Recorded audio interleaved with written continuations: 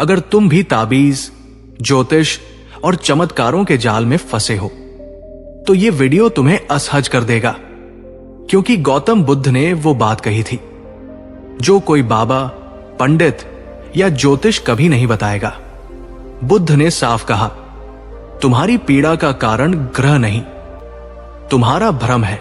आज की ये बात ना तुम्हें कोई ताबीज बेचने आई है, ना कोई चमत्कार दिखाने।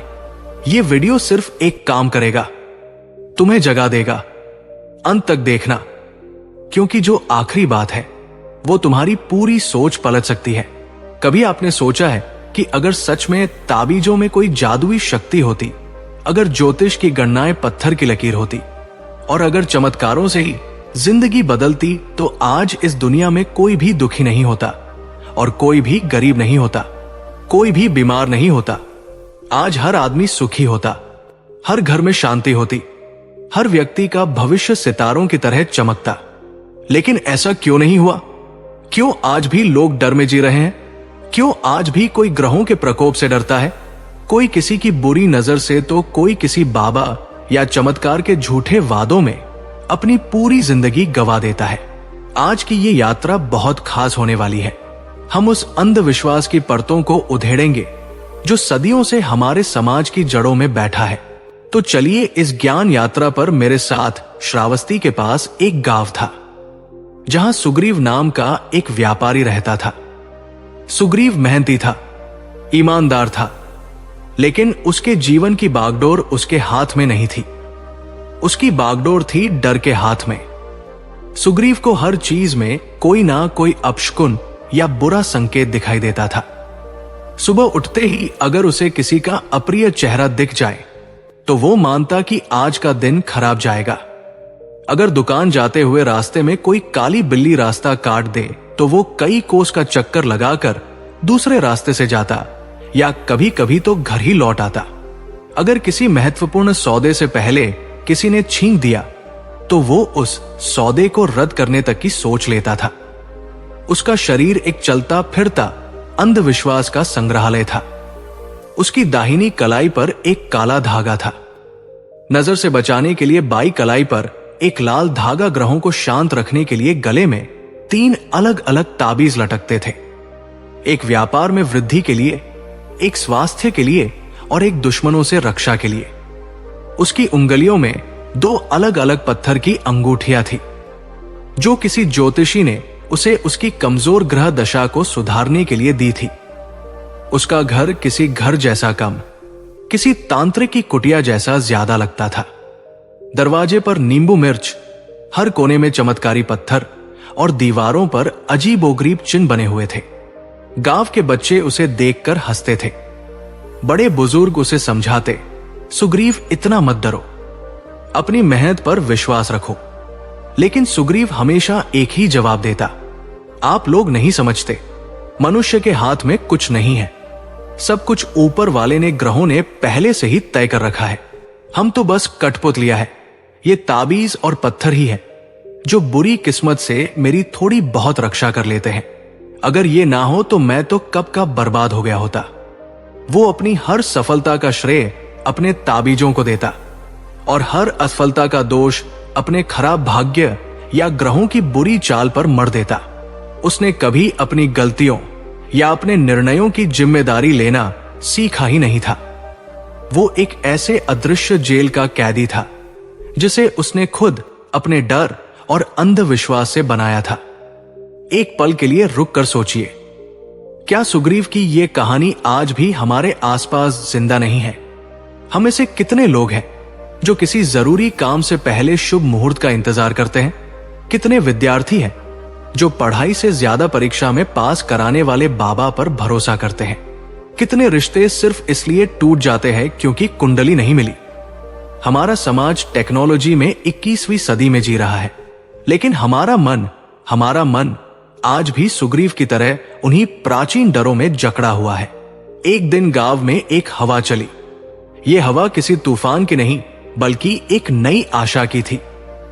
खबर फैली कि तथागत सम्यक संबुद्ध जेतवन विहार में ठहरे हुए हैं, जो गांव से ज्यादा दूर नहीं था। लोग झुंड के झुंड बुद्ध के दर्शन और उनके प्रवचन सुनने के लिए जाने लगे।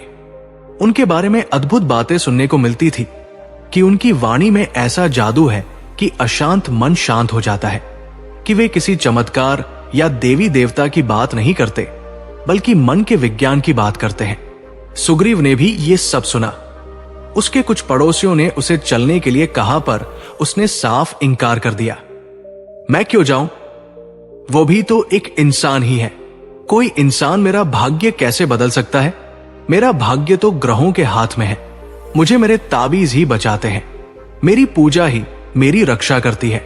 लेकिन उसकी पत्नी, जो उसके इस डर से बहुत दुखी थी, ने उसे समझाया, स्वामी, आप इतने डर में जी रहे हैं कि आपने सच में जीना ही छोड़ दिया है। आप हर पल आने वाले कल की चिंता में आज को बर्बाद कर रहे हैं। मैं ये नहीं कहती कि आपकी आस्था गलत है, मैं बस इतना कहती हूं। चलिए एक बार उस ज्ञानी पुरुष को सुन तो लीजिए। लोग कहते हैं कि वह किसी पर कुछ थोपते नहीं, बस रास्ता दिखाते हैं। अगर उनकी बातों से कुछ अच्छा ना भी मिला तो हमारा नुकसान ही क्या है? पत्नी के बार बार आग्रह करने पर और मन में एक अनजानी सी उत्सुकता लिए सुग्रीव आखिरकार बुद्ध से मिलने के लिए तैयार हो गया। वो ये देखने गया था कि आखिर इस व्यक्ति में ऐसा क्या है जिसकी चर्चा पूरे जनपद में हो रही है। उसे नहीं पता था कि ये यात्रा उसके जीवन की सबसे बड़ी यात्रा होने वाली थी। जेतवन विहार का वातावरण सुग्रीव के लिए बिल्कुल नया था। कोई शोर नहीं, कोई आडंबर नहीं, कोई अगरबत्ती का धुआं नहीं, कोई घंटियों का नाद नहीं, बस एक गहरी भेदती हुई शांति थी। बुद्ध कुछ बोल नहीं रहे थे, लेकिन उनकी उपस्थिति ही जैसे सबसे बड़ा उपदेश थी। प्रवचन समाप्त होने के बाद लोगों को प्रश्न पूछने का अवसर दिया गया।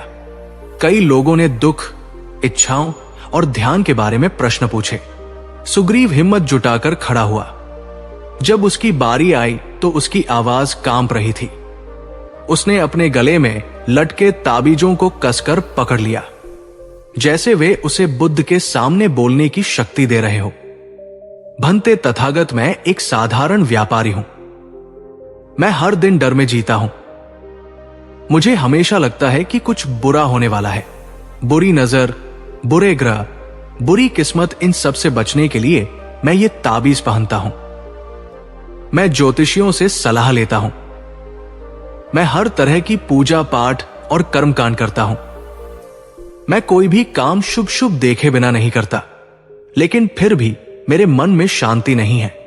डर मेरा पीछा नहीं छोड़ता। मैं आपसे बस इतना पूछना चाहता हूं, क्या यह सब करना गलत है? क्या मेरी आस्था झूठी है? पूरा जन समूह सुग्रीव को देखने लगा।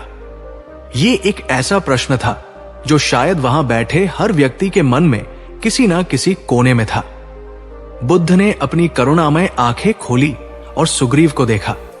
उनकी मुस्कान में कोई निर्णय नहीं था, कोई उपहास नहीं था, बस गहरी समझ थी।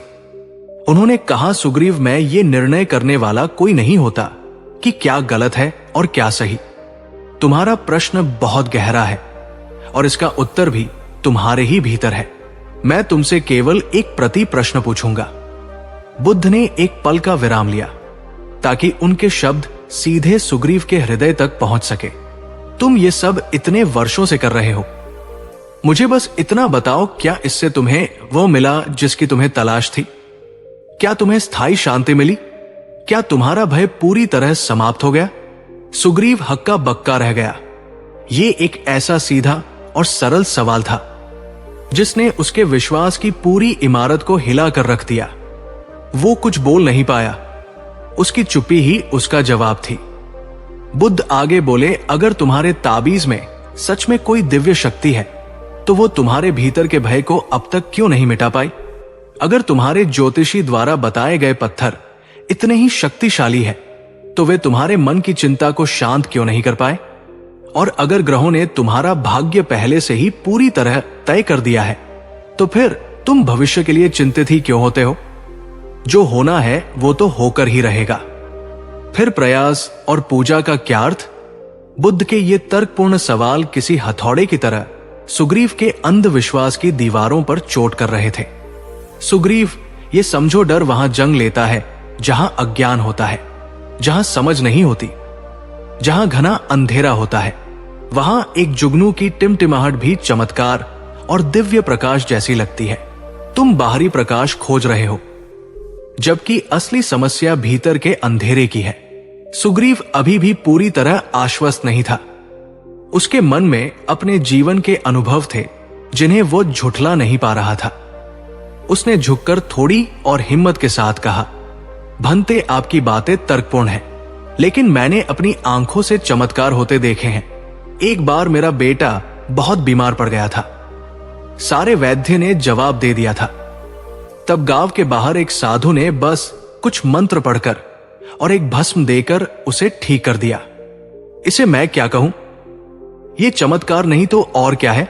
इस बार बुद्ध के चेहरे पर एक गहरी मुस्कान आई। उन्होंने अपने एक शिष्य को संकेत किया। शिष्य पास में रखा एक खाली कटोरा और पानी का एक पात्र ले आया। बुद्ध ने उस कटोरे में थोड़ा पानी डाला और उसे अपने हाथ में उठा लिया। सुग्रीव, इस कटोरे में पानी है। इसका स्वभाव शीतल है और इसका कोई स्वाद नहीं है। अगर मैं इस पर दुनिया के सबसे शक्तिशाली और पवित्र मंत्रों का उच्चारण करूं दिन रात महीनों तक, तो क्या यह पानी मीठा हो जाएगा? क्या यह शहद बन जाएगा? सुग्रीव ने बिना सोचे जवाब दिया, नहीं भते, ये तो असंभव है। बुद्ध ने पूछा, क्यों असंभव है? सुग्रीव बोला, क्योंकि पानी का अपना गुण है, उसका अपना स्वभाव है। मंत्र पढ़ने से उसका रासायनिक गुण नहीं बदल सकता। पानी तो पानी ही रहेगा। बुद्ध की मुस्कान और चौड़ी हो गई। बिल्कुल सही सुग्रीव, तुमने स्वयं ही अपने प्रश्न का उत्तर दे दिया। जैसे पानी का अपना एक नियम है, एक धर्म है, वैसे ही इस पूरे ब्रह्मांड का हर घटना का एक नियम है। इसे कहते हैं कार्य कारण का नियम। कुछ भी अकारण नहीं होता। हर घटना के पीछे कोई ना कोई कारण होता है। तुम्हारे बेटे का ठीक होना कोई चमत्कार नहीं था। हो सकता है उसके शरीर की प्रतिरोधक क्षमता उस समय बढ़ गई हो सकता है वैद्य की कोई दवा देर से असर कर रही हो, या हो सकता है तुम्हारे मन के विश्वास ने और साधु के सकारात्मक शब्दों ने उसके भीतर एक मनोवैज्ञानिक प्रभाव डाला हो, जिससे उसके शरीर में स्वयं को ठीक करने की प्रक्रिया तेज हो गई हो। कारण अवश्य था, भले ही वो तुम्हारी समझ से परे हो। कारण को ना समझ पाना ही हमें घटना को चमत्कार कहने पर मजबूर कर देता है। जब मन अज्ञान के अंधेरे में होता है, जब हम चीजों के होने के वास्तविक कारणों को नहीं समझ पाते, तब कोई भी संयोग, कोई भी अप्रत्याशित घटना हमें प्रकाश जैसी लगती है, एक चमत्कार जैसी। लेकिन सुग्रीव, असली प्रकाश सच्ची समझ भीतर के ज्ञान से आती है, बाहर के शब्दों, मंत्रों या भस्म से नहीं। दोस्तों, ये बुद्ध की सबसे क्रांतिकारी शिक्षाओं में से एक है। उन्होंने हमें एक अंधविश्वासी भक्त बनने के बजाय एक वैज्ञानिक अन्वेषक बनने के लिए प्रेरित किया। उन्होंने कहा, हर चीज के पीछे का कारण खोजो, आंख बंद करके विश्वास मत करो, प्रश्न पूछो, जांच करो, अपने अनुभव की कसौटी पर कसो। क्या आज हम ऐसा करते हैं, या हम व्हाट्सएप पर आए किसी चमत्कारी मंत्र को बिना सोचे समझे फॉरवर्ड कर देते हैं? अब मेरा आपसे एक सवाल है, कमेंट में पूरी ईमानदारी से बताइए, क्या आपके जीवन में कभी कोई ऐसी घटना हुई है जिसे आपने चमत्कार माना था, और अब बुद्ध के कार्यकारण के नियम को सुनने के बाद क्या आप उसके पीछे के किसी संभावित तार्किक कारण के बारे में सोच सकते हैं? सुग्रीव का मन अब धीरे धीरे खुल रहा था। अंधविश्वास की परतें दरक रही थी और तर्क की पहली किरणें अंदर प्रवेश कर रही थी। उसने एक और गहरा प्रश्न पूछा, तो भंते, अगर ग्रह, नक्षत्र, ताबीज या बाहरी शक्तियां हमारे जीवन को नियंत्रित नहीं करती, तो फिर कौन करता है? हमारा भाग्य कौन लिखता है? इस प्रश्न पर बुद्ध ने वो उत्तर दिया जो बौद्ध धर्म का सार है और जो हर इंसान को उसकी जिंदगी का मालिक बना सकता है। सुग्रीव, तुम्हारा भाग्य कोई और नहीं लिखता, ना कोई ईश्वर, ना कोई ग्रह, ना कोई शैतान। तुम स्वयं अपने भाग्य के निर्माता हो। तुम्हारा भाग्य तुम्हारे कर्मों से बनता है। सुग्रीव ने पूछा, कर्म मैं समझा नहीं भते। तुम जो भी सोचते हो वो एक कर्म है। मानसिक कर्म, तुम जो भी बोलते हो वो एक कर्म है। वाचिक कर्म, और तुम अपने शरीर से जो भी करते हो वो एक कर्म है। शारीरिक कर्म, हर कर्म एक बीज की तरह है। आज तुम जो बीज बोओगे भविष्य में तुम्हें वैसा ही फल मिलेगा। अगर तुम क्रोध, घृणा और अज्ञान के बीज बोओगे तो तुम्हें दुखों की फसल काटनी पड़ेगी, और अगर तुम करुणा, प्रेम और विवेक के बीज बोओगे तो तुम्हें सुख और शांति के फल मिलेंगे। तुम्हारी वर्तमान परिस्थितियां तुम्हारे अतीत के कर्मों का फल है, और तुम्हारा भविष्य तुम्हारे वर्तमान के कर्मों से तय होगा। इसलिए अतीत पर पछताने या भविष्य से डरने का कोई अर्थ नहीं है। एकमात्र चीज जो तुम्हारे हाथ में है वो है ये वर्तमान क्षण। इस क्षण में तुम अपने विचारों, अपने शब्दों और अपने कार्यों को लेकर जितने सजग रहोगे तुम्हारा भविष्य उतना ही उज्जवल होगा।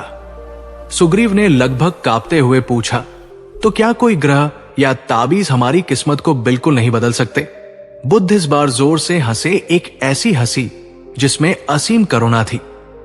सुग्रीव, सोचो अगर किसी पत्थर के टुकड़े या धातु के ताबीज में इतनी शक्ति होती कि वह तुम्हारे कर्मों के फल को बदल सके, तो मुझे इतनी मेहनत करके तुम्हें यह सब समझाने की क्या जरूरत थी? मुझे तुम्हें ध्यान और प्रज्ञा का मार्ग सिखाने की क्या आवश्यकता थी? मैं तो बस एक बड़ी सी खान खुदवाता, सबको एक एक चमत्कारी पत्थर या ताबीज दे देता और इस संसार से सारे दुखों को एक ही दिन में मिटा देता। बुद्ध के इस सरल और तर्कपूर्ण जवाब से पूरी सभा में जैसे ज्ञान का प्रकाश फैल गया। लोगों के चेहरों पर मुस्कान आ गई। अंधविश्वास का सबसे बड़ा किला एक ही वाक्य में ढह गया था। सुनो सुग्रीव और वहां बैठा हर व्यक्ति सुने, असली चमत्कार तब होता है जब तुम बाहरी शक्तियों पर निर्भर होने के बजाय अपनी आंतरिक शक्ति को समझते हो। जो व्यक्ति अपने मन को साध लेता है, जो अपने विचारों का स्वामी बन जाता है, उसे कोई ग्रह नहीं बांध सकता, कोई भाग्य नहीं रोक सकता, कोई ताबीज नहीं बचा सकता, क्योंकि उसने उस परम शक्ति को खोज लिया है जो हर चीज का कारण है, और वो शक्ति उसके अपने ही भीतर है। बुद्ध के शब्द बाण की तरह सीधे सुग्रीव के हृदय में लगे थे। वर्षों का बोझ, वर्षों का डर, वर्षों का अज्ञान जैसे एक ही क्षण में धुल गया था। उसे पहली बार महसूस हुआ कि वह किसी अदृश्य शक्ति की कठपुतली नहीं, बल्कि अपने जीवन व्रत का सारथी है। वो अपने घुटनों पर बैठ गया और बिना कुछ सोचे समझे कांपते हाथों से अपने गले में लटके ताबीजों को एक एक कर तोड़ने लगा। उसने अपनी उंगलियों से अंगूठियां निकाली और अपनी कलाई से सारे धागे खोलकर फेंक दिए। आज वो हल्का महसूस कर रहा था, स्वतंत्र महसूस कर रहा था। भंते, आज आपने मेरी आंखें खोल दी। मैं जीवन भर पत्थरों और धागों में शक्ति खोजता रहा, जबकि असली शक्ति मेरे ही भीतर थी। आज से मैं इन निर्जीव चीजों में नहीं, अपने कर्मों में, अपनी सजगता में और अपने विवेक में विश्वास करूंगा। बुद्ध ने उसे स्नेह से उठाया और कहा, सुग्रीव, आज तुमने सबसे बड़ा और सबसे शक्तिशाली ताबीज धारण कर लिया है, और वो ताबीज है सजगता। जब तुम हर काम पूरी जागरूकता के साथ करते हो, चलते समय, खाते समय, बोलते समय, सोचते समय, तो तुम वर्तमान क्षण में जीते हो। और जो व्यक्ति वर्तमान में जीता है उसे अतीत का पछतावा नहीं सताता और भविष्य का भय नहीं जकड़ता। तुम्हारे भीतर का यह सजगता का प्रकाश ही किसी भी बाहरी अंधकार को मिटाने के लिए पर्याप्त है। जाओ और अब एक स्वतंत्र व्यक्ति की तरह जियो। जब सुग्रीव अपने गांव वापस लौटा तो लोग उसे देखकर हैरान रह गए। ये वही सुग्रीव था, लेकिन फिर भी ये वो नहीं था। उसके चेहरे पर चिंता की लकीरें गायब थी। उसकी झुकी हुई कमर सीधी हो गई थी और उसकी आंखों में एक नई चमक थी। सबसे पहले बदलाव उसके घर के बाहर दिखा। उसने दरवाजे पर लटके नींबू मिर्च और अन्य टोटकों को उतारकर फेंक दिया। जब वो अपनी दुकान पर गया तो एक काली बिल्ली ने उसका रास्ता काटा। लोग सांस रोककर देखने लगे कि अब सुग्रीव क्या करेगा। सुग्रीव मुस्कुराया, बिल्ली को प्यार से देखा और बिना रुके अपनी दुकान में चला गया। गांव वालों के लिए यह किसी चमत्कार से कम नहीं था। एक पुराने मित्र ने उससे पूछा, सुग्रीव, ये क्या? तुम्हारे सारे ताबीज और अंगूठियां कहां गई? तुम्हें डर नहीं लगता? सुग्रीव शांति से मुस्कुराया। मित्र, अब मुझे पता चल गया है कि असली ताबीज क्या है। मेरे अच्छे विचार, मेरे सच्चे बोल और मेरे नेक काम यही मेरे असली रक्षक है। अगर मैं सच्चाई, दया और सजगता के साथ जीता हूं तो ब्रह्मांड का कोई भी ग्रह या कोई भी बुरी शक्ति मेरा कुछ नहीं बिगाड़ सकती, क्योंकि मैं अपने कर्मों से अपनी रक्षा खुद कर रहा हूं। सुग्रीव की कहानी जंगल की आग की तरह पूरे गांव में फैल गई। पहले लोगों ने उसका मजाक उड़ाया, लेकिन जब उन्होंने देखा कि सुग्रीव पहले से कहीं ज्यादा शांत, सुखी और सफल हो गया है, तो उनकी सोच बदलने लगी। धीरे धीरे गांव में एक मूक क्रांति आ गई। लोग अब ज्योतिषियों के पास जाने के बजाय अपने विवेक से निर्णय लेने लगे। मंदिरों में अंधी पूजा और बलि की जगह लोगों ने शांत बैठकर ध्यान करना शुरू कर दिया, जैसा सुग्रीव ने उन्हें सिखाया था। गांव अंधविश्वास के अंधेरे से निकलकर ज्ञान के प्रकाश की ओर बढ़ रहा था। ये एक व्यक्ति के रूपांतरण से शुरू हुई पूरे समाज के रूपांतरण की कहानी थी। यह दिखाता है कि ज्ञान का एक छोटा सा बीज भी पूरे जंगल को उगाने की क्षमता रखता है। बुद्ध ने सुग्रीव को कोई चमत्कार नहीं दिया। उन्होंने उसे सिर्फ एक विचार दिया, एक समझ दी, और उस समझ ने वो कर दिखाया जो हजारों ताबीज मिलकर नहीं कर सके। दोस्तों, क्या आप सुग्रीव की इस परिवर्तन की कहानी से प्रेरित हुए? अगर हां, तो एक सेकंड रुककर इस वीडियो को लाइक करें। आपका हर लाइक हमें ऐसे ही गहरे और जीवन बदलने वाले संदेश आप तक लाने के लिए प्रेरित करता है। और अगर आपके जीवन में भी ऐसा कोई व्यक्ति है जो अंधविश्वास में फंसा है, तो ये वीडियो उसके साथ शेयर करना ना भूलें। शायद ये उसके लिए भी एक नई सुबह की शुरुआत हो। चलिए अब 2500 साल आगे आते हैं। आज की दुनिया में हमारा समाज टेक्नोलॉजी में चरमोत्कर्ष पर है। हमारी जेब में एक ऐसा यंत्र स्मार्टफोन है जो हमें ब्रह्मांड का सारा ज्ञान दे सकता है। लेकिन विडंबना देखिए, उसी यंत्र का उपयोग करके लाखों लोग हर सुबह अपना डिजिटल राशिफल देखते हैं और उसके हिसाब से अपना दिन तय करते हैं। आज आपके सितारे गर्दिश में हैं, सावधान रहें। और हम सच में सावधान रहने लगते हैं। एक अनजाने भय के साथ कितने होनहार और प्रतिभाशाली युवा अपनी योग्यता और मेहनत पर शक करने लगते हैं, क्योंकि कोई ज्योतिषी उन्हें बता देता है कि तुम्हारी सरकारी नौकरी का योग नहीं है। कितने प्रेम करने वाले जोड़े सिर्फ नाड़ी दोष या कुंडली के मिलान न होने के डर से अलग हो जाते हैं और अपने जीवन को दुखी बना लेते हैं। कितने परिवार अपनी मेहनत की कमाई को उन पाखंडी बाबाओं और चमत्कारों पर लुटा देते हैं, जो कैंसर से लेकर बेरोजगारी तक हर चीज का इलाज एक ताबीज या एक मंत्र से करने का दावा करते हैं। अगर आज बुद्ध हमारे बीच होते तो शायद वो हमारे तथाकथित आधुनिक समाज को देखकर मुस्कुराते और वही कहते जो उन्होंने सुग्रीव से कहा था, तुमने बाहरी दुनिया को तो बहुत जान लिया, लेकिन अपने भीतर की दुनिया से तुम अब भी अनजान हो। तुम्हारे ग्रह नहीं, तुम्हारी आदतें, तुम्हारे निर्णय और तुम्हारे कर्म तुम्हें बनाते हैं। बुद्ध की शिक्षा किसी धर्म के खिलाफ नहीं थी, वो अज्ञान के खिलाफ थी। उन्होंने कहा था, आओ और स्वयं देखो। किसी की बात पर आंख मूंद कर विश्वास मत करो, चाहे वो बात मैंने ही क्यों ना कही हो। उसे अपने जीवन में उतारो, उसे अनुभव की कसौटी पर परखो, और अगर वो तुम्हें सच लगे, अगर वो तुम्हारे दुखों को कम करे, तभी उसे स्वीकार करो। क्या कोई वैज्ञानिक इससे ज्यादा तार्किक बात कह सकता है? दोस्तों, बुद्ध ने हमें चमत्कारों की एक नई परिभाषा दी। उन्होंने सिखाया कि असली चमत्कार ये नहीं है कि कोई पानी पर चल सके या हवा में उड़ जाए। ये सब तो बस मन की सिद्धियां और सर्कस के खेल हो सकते हैं। असली चमत्कार आंतरिक रूपांतरण है। असली चमत्कार यह है कि कोई क्रोध के चरम क्षण में भी शांत और मौन रह सके। असली चमत्कार यह है कि कोई अपमान और घृणा के बदले में भी अपने मन में करुणा और प्रेम रख सके। असली चमत्कार यह है कि कोई गहन दुख और हानि के बीच भी अपनी सजगता और संतुलन ना खोए। और सबसे बड़ा चमत्कार यह है कि कोई अपने मन के विकारों को पहचान कर उन्हें जीत ले।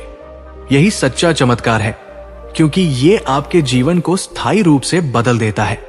और यही असली ताबीज है, आपका सदा हुआ शांत और सजग मन। ये एक ऐसा ताबीज है जिसे कोई आपसे छीन नहीं सकता। ये एक ऐसा ग्रह है जो हमेशा आपके पक्ष में रहता है। और ये एक ऐसा चमत्कार है जो आप हर दिन हर क्षण कर सकते हैं। अब जब हम इस यात्रा के अंत में हैं, मैं ये सवाल आपको सौंप कर जाना चाहता हूं। ये सवाल किसी और के लिए नहीं, आपके अपने लिए है। अगर आपकी जेब में भी कोई किस्मत बदलने वाला पत्थर है, अगर आपके गले में भी कोई रक्षा करने वाला ताबीज है, अगर आप भी हर मंगलवार किसी मंदिर या हर गुरुवार किसी दरगाह पर सिर्फ डर की वजह से जाते हैं, अगर आप भी हर निर्णय लेने से पहले किसी ज्योतिषी या राशिफल पर निर्भर है, तो आज रात अकेले में शांति से बैठकर खुद से बस एक सवाल पूछिएगा। इतने सालों से ये सब करने के बाद क्या मेरा डर सच में खत्म हो गया है? क्या मुझे स्थायी शांति मिल गई है? अगर आपका जवाब पूरी ईमानदारी से नहीं है, तो शायद अब वक्त आ गया है सुग्रीव की तरह उन बाहरी सहारों को छोड़कर अपने भीतर की शक्ति पर विश्वास करने का। शायद अब वक्त है बुद्ध की उस बात को सुनने का। डर बाहरी पूजा पाठ या ताबीजों से खत्म नहीं होगा। डर खत्म होगा समझ से, ज्ञान से और आत्मनिर्भरता से। अगर इस कहानी ने बुद्ध के इन तर्कों ने आपके मन के किसी कोने में भी ज्ञान का एक छोटा सा दीपक जलाया हो, अगर आपको लगता है कि यह संदेश आज के डरे हुए समाज के लिए संजीवनी बूटी की तरह जरूरी है, तो इस वीडियो को अपना पूरा समर्थन दीजिए। इसे लाइक कीजिए, नीचे कमेंट में पूरे आत्मविश्वास के साथ लिखिए, मैं अपने कर्मों का निर्माता हूं, किसी ग्रह की कठपुतली नहीं। और इस ज्ञान की मशाल को बुझने मत दीजिए।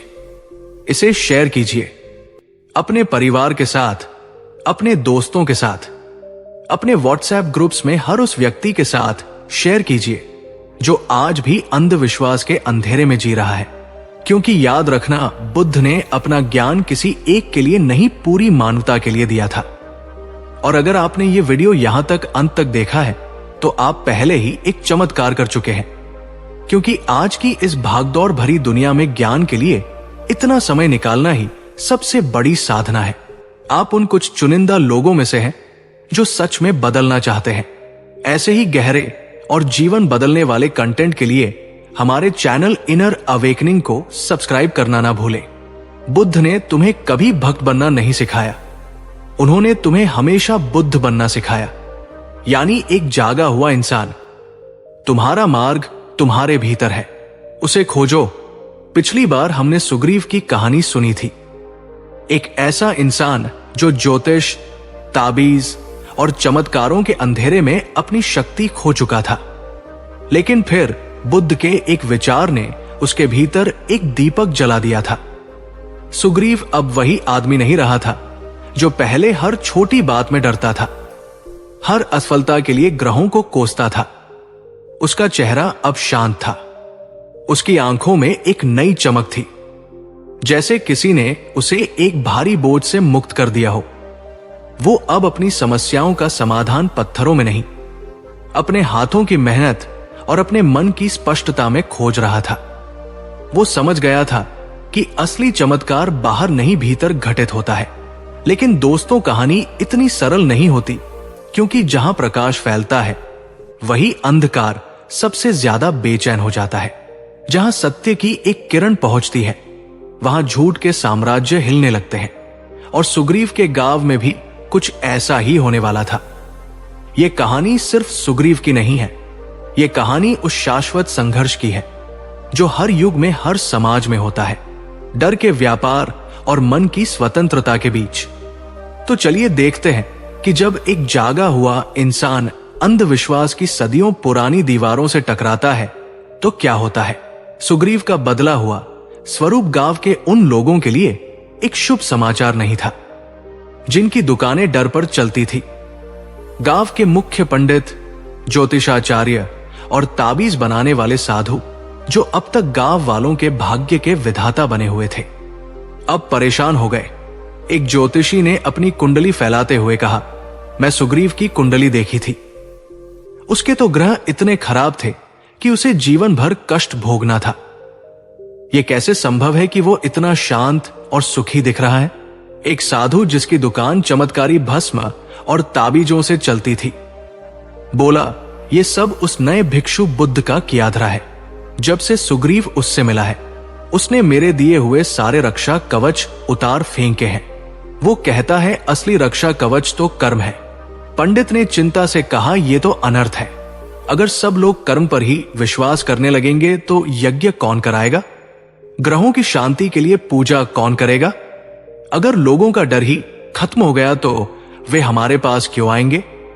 हमारा तो अस्तित्व ही संकट में पड़ जाएगा। उनकी चिंता धर्म की नहीं थी, अपने धंधे की थी। उनका डर ईश्वर के नाराज होने का नहीं था, अपनी आमदनी बंद होने का था। उन्होंने मिलकर एक योजना बनाई, एक ऐसी योजना जो बुद्ध के बढ़ते प्रभाव को हमेशा के लिए रोक दे। उन्होंने फैसला किया कि इस आग को गांव में ही बुझाने की बजाय सीधे राजा के दरबार में ले जाया जाए। उन्होंने राजा को एक गुप्त संदेश भेजा। संदेश को बहुत ही चतुराई से लिखा गया था। धर्म की चाशनी में लपेट कर, हे राजन धर्म रक्षक, आपके राज्य में एक ऐसा भिक्षु आया है जो खुद को बुद्ध कहता है। वो भोली भाली प्रजा को बहका रहा है। वो कहता है कि हमारे पूज्य देवता शक्तिहीन है, पवित्र यज्ञ व्यर्थ है और ज्योतिष एक धोखा है। वो लोगों को नास्तिक बना रहा है। अगर इस अधर्म को नहीं रोका गया तो देवताओं का प्रकोप हमारे राज्य पर बरसेगा, अकाल पड़ेगा और प्रजा का नाश हो जाएगा। धर्म संकट में है राजन। राजा, जो स्वयं बहुत धार्मिक लेकिन अंधविश्वासी था, यह सुनकर चिंतित हो गया। उसे लगा कि यह सचमुच राज्य और धर्म पर एक बड़ा संकट है। वो बुद्ध की शांति और ज्ञान से अनभिज्ञ था। उसने अपने सबसे शक्तिशाली मंत्री को बुलाया और आदेश दिया, जाओ और उस भिक्षु बुद्ध को पूरे सम्मान के साथ राज दरबार में उपस्थित होने का निमंत्रण दो। हम पूरी सभा के सामने उनसे जानना चाहेंगे कि वे हमारे धर्म और परंपराओं के विरुद्ध क्यों बोल रहे हैं। गांव के पंडित और ज्योतिषी अपनी चाल कामयाब होते देख मन ही मन मुस्कुरा रहे थे। उन्हें विश्वास था कि राजा और दरबार के सैकड़ों विद्वान पंडितों के सामने एक अकेला भिक्षु टिक नहीं पाएगा। उसे या तो माफी मांगनी पड़ेगी या राज्य छोड़कर जाना पड़ेगा। उन्हें नहीं पता था कि वे किसी साधारण भिक्षु को नहीं बल्कि उस जागृत चेतना को चुनौती दे रहे थे, जिसके प्रकाश के सामने बड़े बड़े साम्राज्य फीके पड़ जाते हैं। जब बुद्ध ने राज दरबार में प्रवेश किया तो एक पल के लिए सब कुछ शांत हो गया। लोगों ने एक ऐसे व्यक्ति की कल्पना की थी जो या तो क्रोधित होगा या डरा हुआ, लेकिन बुद्ध के चेहरे पर इन दोनों में से कोई भाव नहीं था। उनके चेहरे पर एक गहरी शांति थी, जैसे एक शांत झील जिस पर कोई लहर ना हो। उनकी चाल में एक स्थिरता थी, जैसे एक पहाड़ जिसे कोई हवा हिला ना सके। उनकी आंखों में एक असीम करुणा थी, जैसे वे हर किसी के भीतर के डर और अहंकार को देख पा रहे हो। उन्होंने किसी को झुककर प्रणाम नहीं किया और ना ही किसी से घृणा दिखाई। वे बस राजा के सामने आकर खड़े हो गए।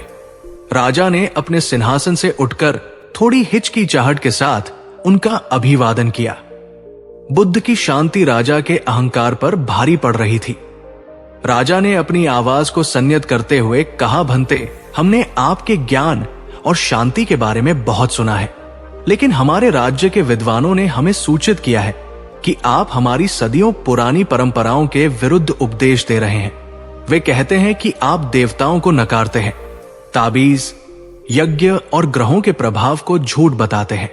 क्या यह सच है? पूरी सभा की नजरें बुद्ध पर टिक गई। सबको एक तीखे और रक्षात्मक जवाब की उम्मीद थी। बुद्ध मुस्कुराए, एक ऐसी मुस्कान जिसमें कोई व्यंग नहीं, सिर्फ समझ थी। उन्होंने अपनी शांत और गहरी आवाज में कहा, राजन, मैं किसी को सत्य या झूठ नहीं कहता। सत्य और झूठ का फैसला मैं किसी और पर नहीं छोड़ता। मैं तो बस लोगों को एक प्रश्न पूछने के लिए प्रोत्साहित करता हूं। राजा ने पूछा, कैसा प्रश्न? बुद्ध ने कहा, मैं बस ये पूछता हूं, क्या तुमने कभी स्वयं अनुभव किया है कि ये चीजें सच में काम करती है? क्या किसी ताबीज ने कभी किसी की मृत्यु को टाला है? क्या किसी यज्ञ ने कभी किसी के मन के क्रोध को शांत किया है? क्या किसी ज्योतिषी ने कभी किसी के भविष्य को निश्चित रूप से बताया है? राजा एक पल के लिए चुप हो गया। उसने अपने जीवन के बारे में सोचा। उसने अनगिनत यज्ञ करवाए थे, अपनी उंगलियों में कीमती पत्थर पहने थे और अपने हर काम से पहले ज्योतिषियों से सलाह ली थी। फिर भी उसका मन हमेशा अशांत और भविष्य को लेकर चिंतित रहता था। इससे पहले कि राजा कुछ कहता, पंडितों की भीड़ में से एक सबसे वरिष्ठ पंडित खड़ा हुआ। उसका चेहरा गुस्से से लाल था। वो बोला, हमारे पास अनुभव करने का समय नहीं है। हमारे पवित्र शास्त्रों में ये सब लिखा है और जो शास्त्रों में लिखा है वो परम सत्य है। क्या तुम हमारे वेदों और पुराणों को चुनौती दे रहे हो?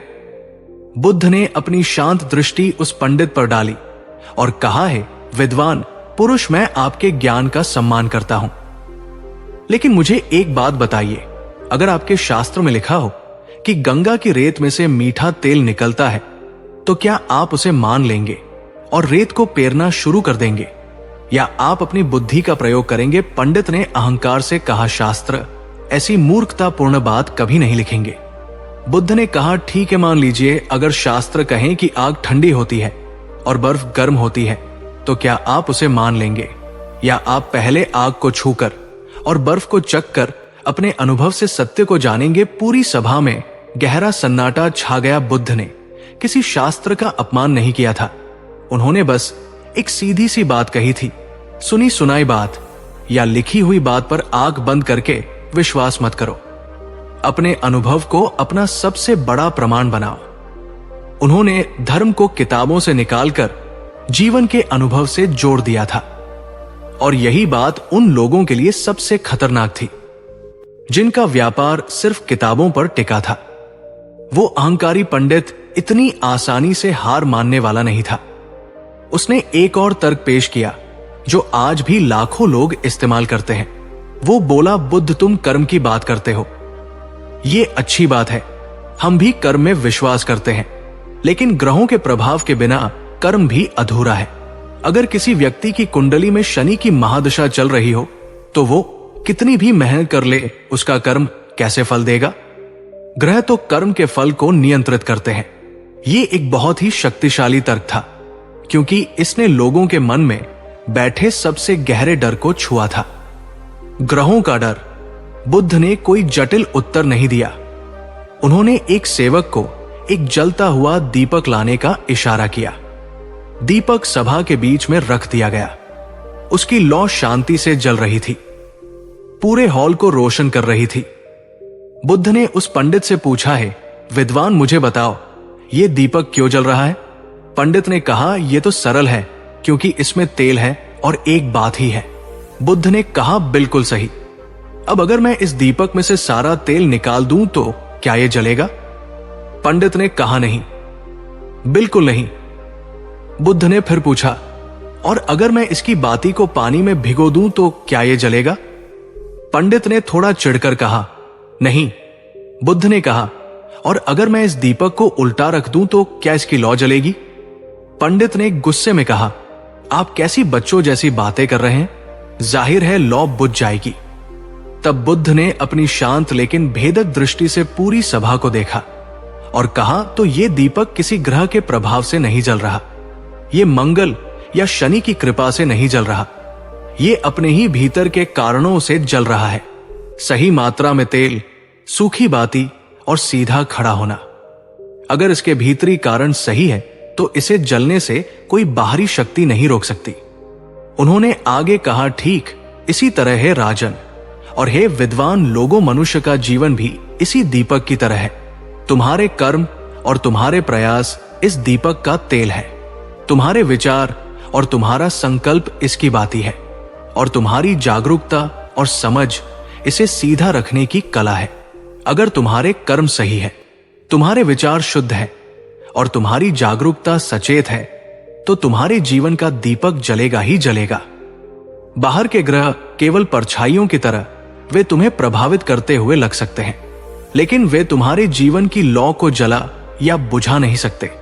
अंतिम शक्ति तुम्हारे ही भीतर है। यह सुनकर लोगों के मन से एक बहुत बड़ा बोझ उतर गया। उम्मीद है कि बुद्ध की शिक्षाओं पर आधारित इस कहानी ने आपके अंदर एक नई ऊर्जा का संचार किया होगा। अगर आपने इससे कुछ सीखा है तो वीडियो को लाइक करें और इसे अपने मित्रों के साथ शेयर करना न भूलें। ऐसी ही ज्ञानवर्धक कहानियों के लिए हमारे चैनल बुद्धा लाइफ को सब्सक्राइब करें। मिलते हैं अगली वीडियो में, तब तक अपना ख्याल रखें। नमो बुद्धाय।